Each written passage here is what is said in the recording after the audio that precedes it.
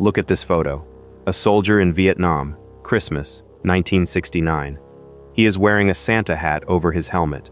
Behind him, there is a tree, made of wire and beer cans, with C-ration tin lids hanging off it like ornaments. He is not smiling. The war did not stop. The jungle did not stop. The enemy did not stop. Most people look at this image and think, that is sad. But they got through it. Bob Hope showed up. There were holiday meals, there was a truce. But the men who came home said something different. They said Christmas was the worst day of the year. Not because of the enemy, because of the silence. Here is what most people picture when they think about Christmas in Vietnam.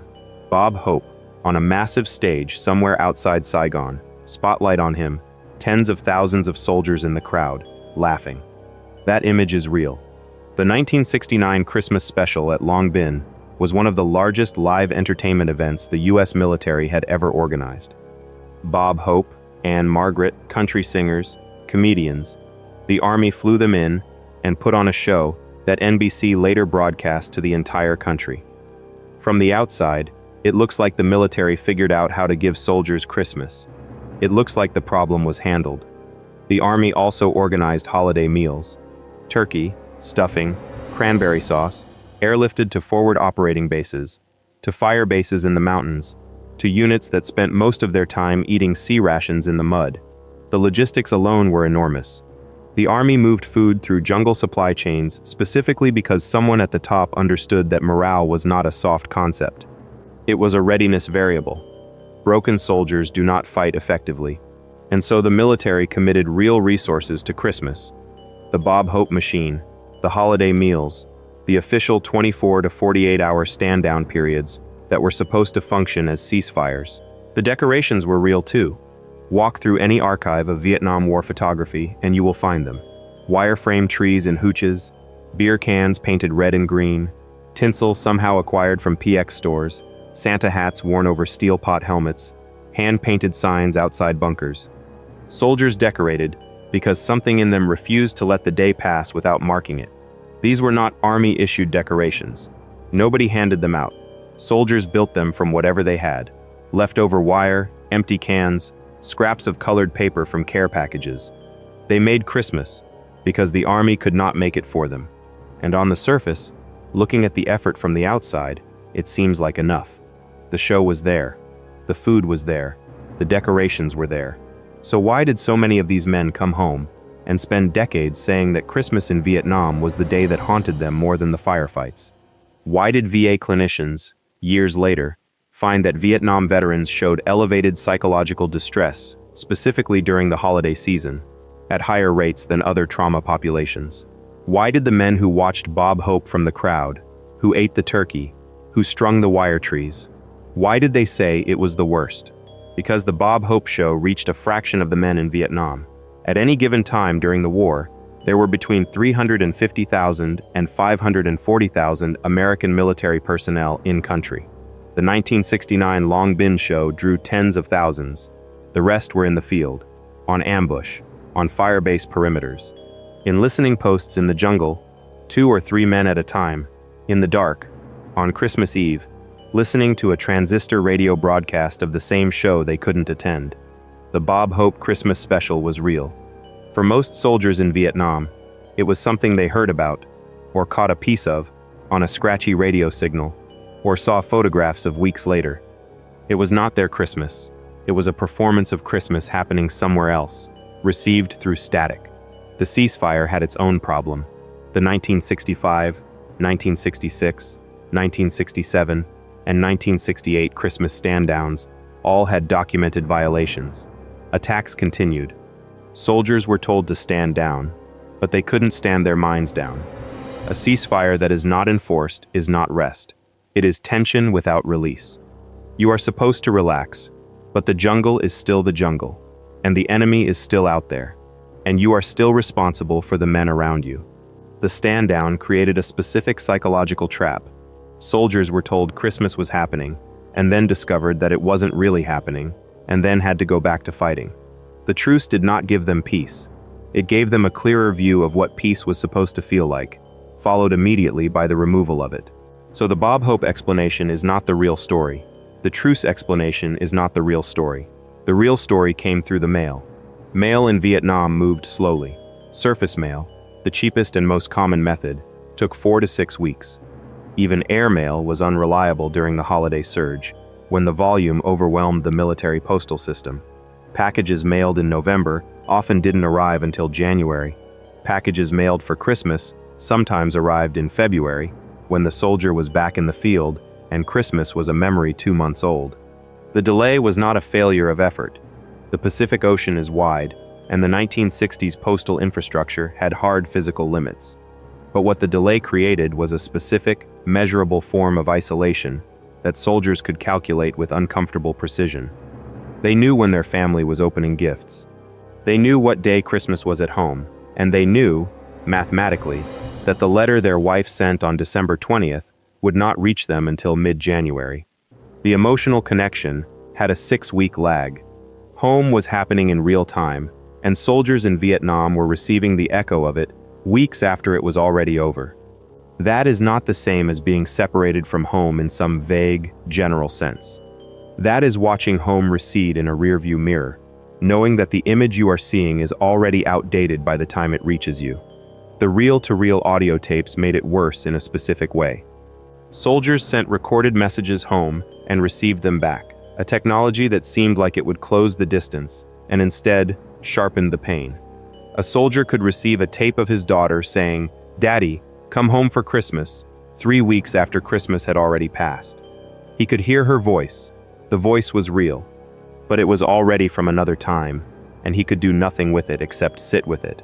The MARS system, military affiliate radio system, allowed soldiers to call home through ham radio operators, but the calls were half-duplex. Only one person could speak at a time. Each speaker had to say, "Over," before the other could respond. "Merry Christmas," "Over." A beat of static. "We miss you," "Over." It was a phone call that felt like a military radio transmission, because that was exactly what it was. The technology gave soldiers the voice of home, and simultaneously reminded them, in the format of every single exchange, that they were not home. They were in a military communications system, pretending to be a family conversation. None of this was the Army's fault, in the sense of negligence. The Army was using the best communication technology available in the 1960s, and it still wasn't fast enough. The problem was structural.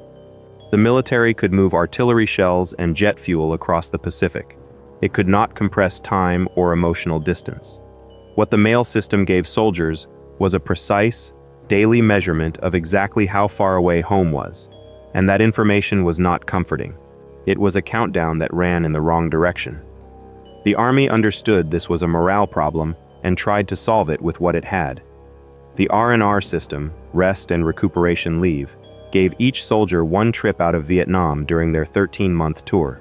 R&R destinations included Bangkok, Tokyo, Honolulu, and Sydney. The logic was sound. Remove the soldier from the environment, give him a week somewhere else, reset his psychological baseline. What the Army could not guarantee was that R&R would fall at Christmas. The rotation was based on unit scheduling and availability, not the calendar. Soldiers who got their R&R in October or March were back in country by December. For many men, Christmas was specifically the period they spent in Vietnam because that was when the schedule worked out. The holiday meal airlift was a genuine logistical achievement. Getting turkey and stuffing to a firebase in the Central Highlands in December 1968 required planning, aircraft availability, cold storage management, and a chain of decisions that ran from the Pentagon to a helicopter crew hovering over a jungle clearing. The Army did this because it believed, correctly, in principle, that food carries symbolic weight, and that a hot meal on Christmas Day was meaningfully better than a C-ration. The meals were real, soldiers ate them, and then they finished eating, and the jungle was still the jungle, and the war was still the war, and the turkey was gone, and it was still December 25th in Vietnam, and they were still not home. The Bob Hope shows worked as entertainment. They worked as a reminder that the country had not entirely forgotten the men fighting the war. They were a legitimate morale effort, and dismissing them as empty gesture would be wrong. But the show created a specific comparison problem. Soldiers who attended the Long Bin show in 1969 saw a stage, lights, performers, a crowd, a large-scale production of Christmas that demonstrated exactly what Christmas could look like under military conditions. The contrast between that production and what the average soldier in a jungle firebase actually experienced was not abstract. It was visible and immediate. The show was Christmas. Their life was not. And the gap between those two things was now something they had seen with their own eyes, not just imagined. This is the part most Vietnam Christmas accounts skip.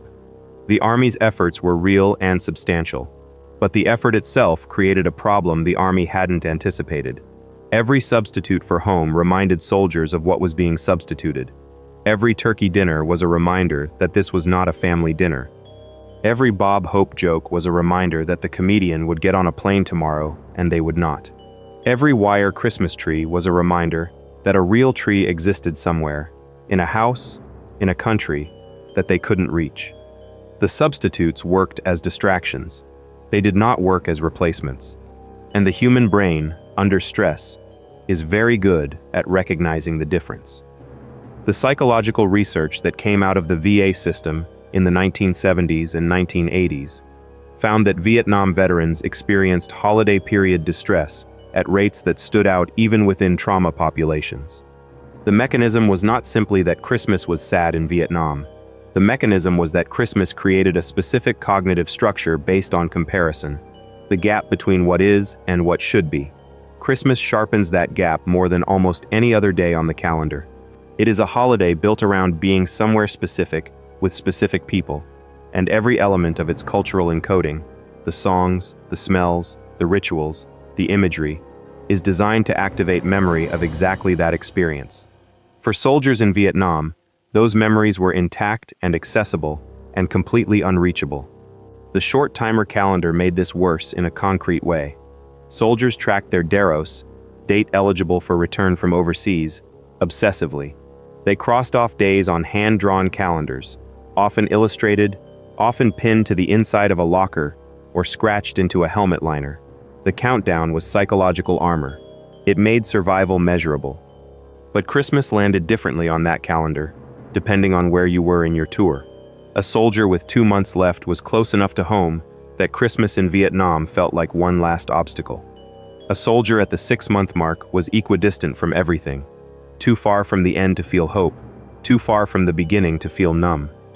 Christmas found both of them and measured their distance from home in days. The 1969 Christmas had an edge the earlier ones didn't carry. By late 1969, the anti-war movement in the United States had produced the largest protests in American history. The October moratorium drew millions of people into the streets across the country. Soldiers in Vietnam were receiving letters from family members describing marches, debates, political chaos, a country that was publicly arguing about whether the war was worth fighting, while the soldiers doing the fighting were still in country. The letters were not malicious. Family members were telling soldiers what was happening at home because they thought soldiers should know. But what soldiers received, reading those letters in a jungle hooch on Christmas night 1969, was evidence that home had changed while they were gone. The America they remembered, the one they were fighting for, in whatever form that belief still held, was not the same America that existed anymore. That gap, between the home they had left and the home that was actually there, created a loneliness that had nothing to do with geography. It was ideological distance. They had been gone long enough for the country to change its mind about them. There are accounts from soldiers who served near the DMZ of hearing Vietnamese radio broadcast Silent Night on Christmas Eve. Not as psychological operations, not as a weapon, just broadcast. A Vietnamese station playing a German carol that had become culturally American, drifting across the frequency on Christmas Eve in the jungle. Some of the men who described this in interviews said it was one of the most disorienting experiences of their service. Not the most dangerous, not the most violent, the most disorienting. The song was from home. It was coming from the wrong direction. The war and Christmas were occupying the same frequency at the same time, and it made a kind of sense that nothing about Vietnam was supposed to make. The drug and alcohol data from this period is documented in military and VA research. Holiday periods in Vietnam correlated with increased substance use, heroin, marijuana, alcohol, when it was available. This was not random behavior. Soldiers were self-medicating against a specific psychological state, and the research that came later confirmed the pattern. The Army addressed the drug problem in Vietnam as a discipline and public health issue. That framing was not wrong, but it was incomplete. Drug use during the holiday period was also a symptom of something the Army had less infrastructure to treat: the specific misery of being present in a combat zone while the calendar insisted you should be somewhere else, with people you couldn't reach, at a moment that made every measurement of your situation feel wrong simultaneously. Fragging incidents, soldiers attacking or killing their own officers, had multiple documented causes, and holiday periods appeared in the pattern of stress escalations that preceded some of those incidents. This is not a claim that Christmas caused fragging. It is a claim that the cumulative psychological pressure of isolation, exhaustion, distrust, and the specific wound of Christmas in Vietnam contributed to a breakdown of unit cohesion that had consequences the Army was slow to formally analyze. The holiday was not the cause. It was often the accelerant. What the Army could not do, with the tools and doctrine of the 1960s, was address the comparison mechanism directly. It could provide food and entertainment and time off from active operations. It could not provide the thing that made Christmas Christmas, which was belonging somewhere specific, with specific people who were waiting for you. Every official solution was a substitute, and the problem with substitutes is that they work by reminding you of what they are substituting for. So the soldiers built their own version, not because the Army told them to, because something in them refused to let the day disappear unmarked into the jungle. The wire trees appeared in hooches across Vietnam, not because anyone issued instructions, but because soldiers decided, individually and collectively, that Christmas existed even here, even now, even in this.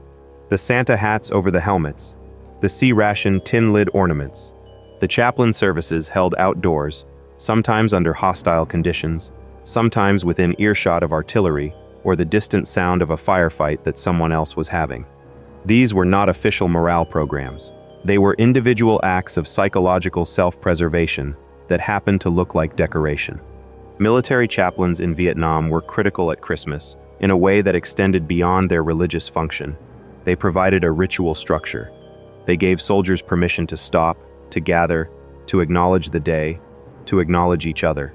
The act of gathering mattered independently of the content of the gathering. Soldiers who participated in unit-level Christmas rituals, whatever form those took, religious or not, showed better psychological outcomes than soldiers who received official entertainment but had no communal participation. The research on this came years later, but the chaplains and unit commanders who were there saw the pattern in real time, even if they didn't have the language to formalize it. The men who made the wire trees were doing something more specific than decorating. They were asserting that they still existed in a world where Christmas happened. They were refusing, consciously or not, to let the war erase the calendar completely. The tree was not about celebration in any conventional sense. It was about survival, about keeping something intact that had been intact before the war, in the hope that it would still be there when they got back to wherever Christmas was supposed to happen. That is what coping looks like when the available resources are a roll of wire, some empty tin cans, and a day in Vietnam that the calendar says should be different from all the other days. Letters home from this period, preserved in archives and published in collections of Vietnam-era correspondence, show soldiers describing their Christmas arrangements in careful detail. The food they ate, the decorations they made, the service the chaplain held. The men write with a specificity that reads, in hindsight, like documentation. Like they understood, at some level, that they were describing something that needed to be witnessed, even if the only witness was the person reading the letter. "We had a real Christmas here," one soldier wrote, "not the kind you'd recognize, but real." That sentence is doing a lot of work. It is refusing the idea that what they had was not Christmas, because it didn't look like Christmas. It is insisting on the validity of their experience against the measurement system that said it came up short. And then the soldiers came home, and Christmas came again, and the pattern that VA clinicians documented over the following decades was consistent. The holiday season became a retrieval queue. The human memory system is associative and involuntary. Christmas smells, sounds, and images, the sensory texture of the holiday, activated autobiographical memory in Vietnam veterans at higher rates than in other trauma populations. What those memories retrieved was not always the Christmas before Vietnam. Sometimes it was the Christmas in Vietnam, the wire tree, the Santa hat over the helmet, the reel-to-reel tape arriving after the day had already passed, the Mars radio transmission requiring over between every sentence. Silent night from across the DMZ.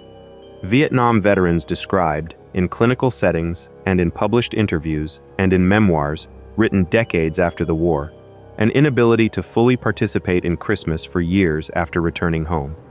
Not because of combat trauma in the conventional sense, not because the holiday triggered memories of firefights or casualties, though for some men it did.